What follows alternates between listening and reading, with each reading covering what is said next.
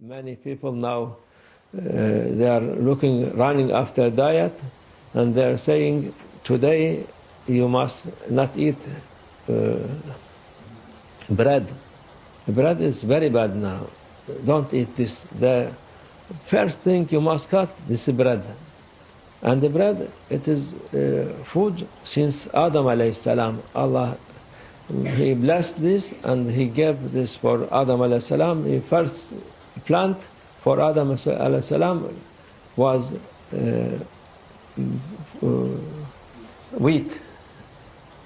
But these people, they said, no, don't. Everyone, don't eat bread, don't eat wheat.